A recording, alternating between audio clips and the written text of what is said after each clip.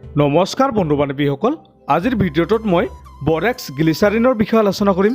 এই borax glycerine কি কামত ব্যৱহাৰ কৰা হয়, ইয়াতে কি কম্পজিশ্যন আছে, ইয়াৰ মূল্য কিমান, ইয়াৰ ড'জ আৰু ইয়াৰ কোম্পানীটোৰ নাম কি, এই বৰেক্স ব্যৱহাৰ কৰাৰ পিছত আপোনাৰ কি অসুবিধা হ'ব পাৰে আদিৰ বিষয়ে ভিডিঅ'টোত আলোচনা কৰিম।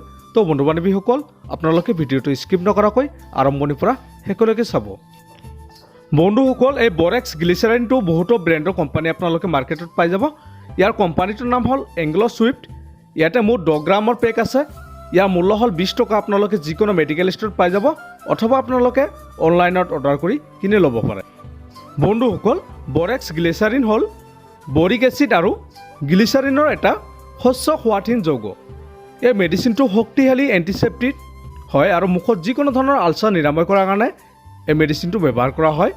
যদি কোনো শিশু বা কোনো ব্যক্তিৰ মুখত ঘাঁ হৈছে, জিভাত ঘাঁ হৈছে, দাঁতৰ আলুৰ পৰা ঘাঁ হৈছে, গালত ঘাঁ হৈছে, এনেকুৱা কণ্ডিশ্যনত এই বৰেক্স গ্লিচাৰিনটো আপোনালোকে ব্যৱহাৰ কৰিব পাৰে। যদি কোনো ব্যক্তিৰ জ্বৰৰ ফলত মুখত ঘাঁ হয়, জিভাত ঘাঁ হয়, গেছৰ কাৰণে ঘাঁ হয়, অতিৰিক্ত মেডিচিন খোৱাৰ ফলত জিভাত ঘাঁ হয়, লিভাৰৰ সমস্যাৰ ফলত ঘাঁ হয়, এনেকুৱা কণ্ডিশ্যনত এই বৰেক্সটো ব্যৱহাৰ কৰা হয়। বন্ধুসকল, যদিহে আপুনি এতিয়ালৈকে আমাৰ চেনেলটো ছাবস্ক্ৰাইব কৰা নাই, আপোনালোকে প্লিজ ছাবস্ক্ৰাইব কৰি দিব আৰু কাষত থকা বেল আইকনটো প্ৰেছ কৰি দিব। তো বন্ধুসকল, আপোনালোকে এই বৰেক্স গ্লিচাৰিনটো আপোনালোকে ব্যৱহাৰ কৰক।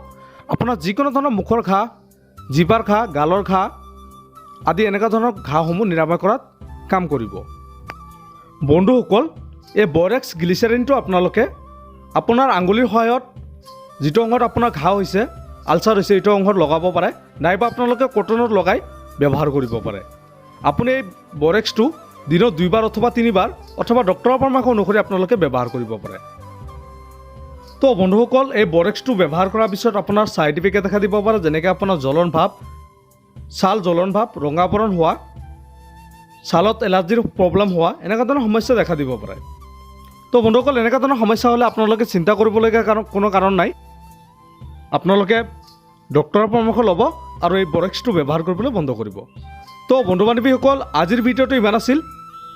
যদি ভিডিঅ'টো ভাল লাগে প্লিজ এটা লাইক কৰি দিব আৰু এই বৰেক্স গ্লিচাৰিনৰ বিষয়ে অধিক জানিবৰ কাৰণে আপোনালোকে কমেণ্ট কৰি জনাই দিব পাৰে। ধন্যবাদ।